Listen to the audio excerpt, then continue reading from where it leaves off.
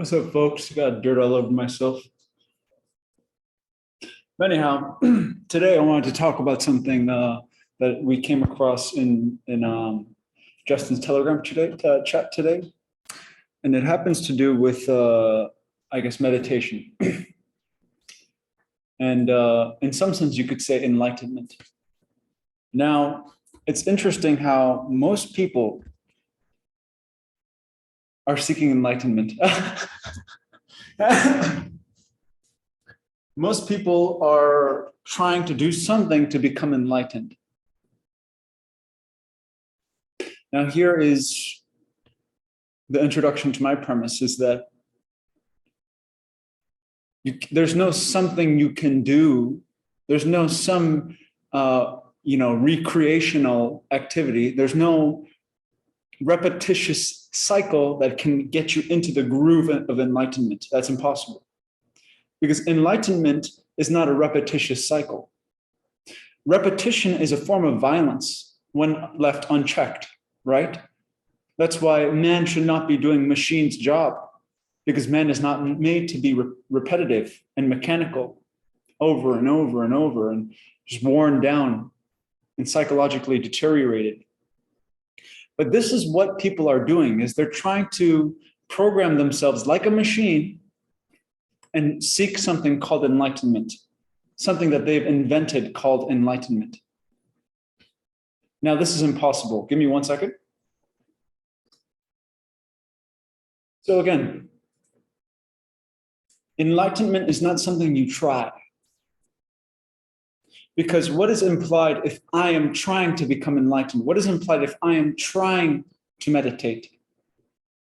That's a form of thought. See, enlightenment or meditation, true meditation, is no thought. But guess what? A lot of people are thinking. Take no thought. Do you see what I'm saying? A lot of people, in having no thought, that's a thought. You see the trap here? That in trying to not think at all, they're thinking of not thinking at all. This is the paradox to why one cannot achieve enlightenment. One cannot try to become enlightened. One is or one is not. Right? And at the same time, we went over this before, but if I say, I'm enlightened, Eugene is enlightened, that's thought saying it's enlightened. How can thought be enlightened? Right? We have to enlighten thought to what's actually happening. And in the same sense, if thought, Eugene says, I am not enlightened, I will never be enlightened. Both are extremes of thought, which brings us to the idea that enlightenment cannot be achieved through any process of thought, any process of me, any process of my will, my effort. Enlightenment has no effort. How can there be effort in enlightenment? If there was effort involved in enlightenment, that wouldn't be enlightenment, because everyone would be able to, through effort, recreate this enlightenment through some kind of a methodology that they pay for. And, then I guess the only rich people would be enlightened. You see? So enlightenment doesn't have anything to do with time or resources or any of these things. So again, thought tries to claim that it is enlightened or it is not enlightened, both of which are the same, and it never looks. It never just remains and watches without label, without trying to be enlightened, without trying not to be enlightened, without trying at all, just to remain and sit with my thoughts, my premonitions, right? My whatever it is. Just to remain with that, just to remain with my thought. Everyone's always trying to escape thought through thought. Do you see the cyclical activity going on here? But one more time, if there is a you in enlightenment, if there is an I in enlightenment, that is not someone who is enlightened. That is not an individual who is enlightened. An individual who is enlightened doesn't need to claim it. doesn't need to identify with an idea of enlightenment. The individual who is enlightened just looks without a concept of this is enlightened or this is not enlightened, right? These are all just words. So an individual who has a still mind, right, doesn't do anything but look. Does that make sense? That when we're trying to do something, we're looking for a motive, a reward. We're looking on the basis of contradiction, exclusion, which is separation, which is there's a me and then a universe, and there's a me trying to, attain the universal mind. But what I'm telling you right now is the universal mind or enlightenment has no center called I. That's why the moment I, the thought, the existence of my past comes in and says, now I am enlightened. That's a problem. You see what I'm saying? So enlightenment is not a process of I. Because again, the I is time or the accumulation or the effort, the struggle, all of these things. Enlightenment transcends all of that. Right? Dying on the cross transcends all of that. So enlightenment, again, is not a matter of time. It's not a matter of experience. It's not a matter of accumulation of skills. It's not a skill set. Enlightenment, meditation is not a skill that one develops over time. That would be neurosis. Anything that can be developed over time, right? Unless it's in the mechanical field of knowledge, right? Unless you actually need to use it, like you're a scientist or whatever, you're a carpenter or whatever it is, right? There are times for developing a skill. We're not bashing skills. But what we're saying is you cannot cultivate a skill called enlightenment. That would be blasphemy. Because again, that's an I trying to capitalize and gain and reward through a meditation or through enlightenment or through a concept it has made. So now let's regather our attention and let's realize that instead of setting a goal of I want to become enlightened, let's remain without a goal just for 1 second. But I think people are so concerned with solving a problem, they never look at the problem. They look at all of their immediate knee-jerk reaction, right? Thought-provoked reactions to the problem and never just, without judgment, without conclusion, just look at a problem. Whether it's their life, whether it's their psyche in distress, whether it's a loved one in distress, they never just look. They do all these things to escape just looking honestly. So in seeking for enlightenment, I suffer. In seeking for enlightenment, I am in pain, because it is only pain that needs to look for enlightenment. So what I'm saying is to remain without a goal and just look. Don't look for any goal. Just look. That is true listening. That is true love. A looking without motive, a looking without intention, a looking without a need for, again, punishment or reward, pain or pleasure. I don't need any of that. I just look.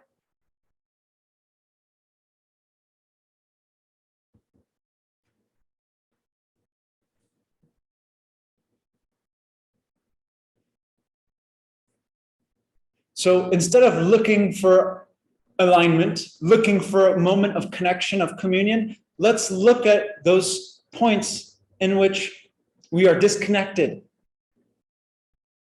right? So with our intention, instead of creating an ideal and a fantasy and a fake image reality of enlightenment, of virtuousness, let us look at that which is not virtuous. Let us look at that which is discordant, that which is divided, that which is separated, that which is in conflict. Let's look at that. Let's direct our attention to what we can work on. You see the difference? So reduction of actions, reduction of goals, reduction of motives and intents, right? Because enlightenment doesn't lie behind seeking some intention. I think enlightenment lies behind taking away the malintention. So, and I mentioned this on the talk, and it's actually something Alan Watts once said, but it's such a great example that, do you grow your own hair? Of course, but you don't focus on growing your own hair, right? So in the same sense, why are you focusing on reading a book of enlightenment and meditation, right? When you can just put the book down and just enjoy that which is. We're in this psychotic, neurotic, constant, incessant, violent search for something. And that very search is what's causing all of the issues and the problems. That very trying to solve a problem superficially never allows us once to look at our life, to look at the problem without confusion, to look at, again, the lack of stillness or the movement with stillness. You see the difference? So you actually look at the movement. Instead of creating an idea of stillness, you look at the erratic movement, and that looking can only come in stillness. That looking at division can only come in stillness. Because if you are divided, you don't know what's divided and still. But if you're looking at your own conflict, at your own division, at your own schizophrenia, right? That looking is what dissolves this separation, is what dissolves this movement, this action. Because again, goals, action arise out of inaction. Right? So when we can reduce all goals and just remain with inaction, by looking at the goals that I'm setting that is detrimental to myself. So instead of, again, projecting an idea of good, an idea of salvation, I am focused on my acts that are damning me into hell. And when I focus on those actions, right, and it's not even a focus, right? Focus is what dissipates energy, what dissipates attention. When I just give attention, it is apparent my wrong action, my wrongdoing, and then I can deal with it. But what do? Instead, I have this benevolent image in my head, and as long as I hold on to that attachment of this benevolent image, I can still keep on sinning and doing wrong and harming myself. And so we're always playing games with ourselves, these small little goals and games. So I'm saying, play the game after having quit it. Have a goal after having no goal, because then you'll know that this goal arises from no goal or stillness. From inaction rose action, right? So again, how do we do that? Really, there's no how, but to remain with your fallacies, your logical inconsistencies, your bad habits, your intentions for trying to meditate, your intentions for trying to be enlightened.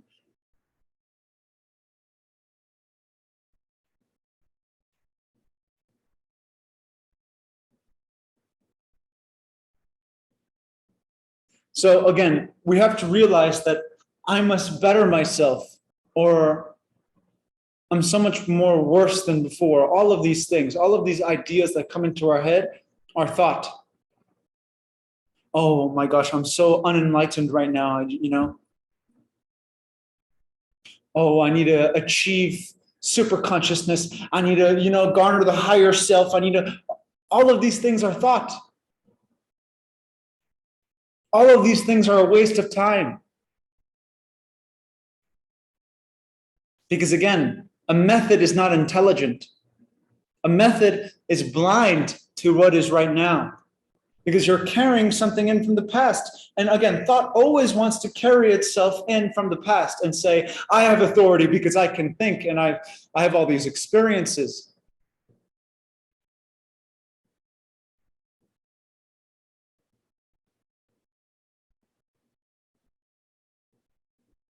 So what is natural is not to do that which is unnatural. So again, trying or seeking to be enlightened is entirely unnatural. It's coming from the wrong place. When the wrong man uses the right means work in the wrong way. I'll leave you with that.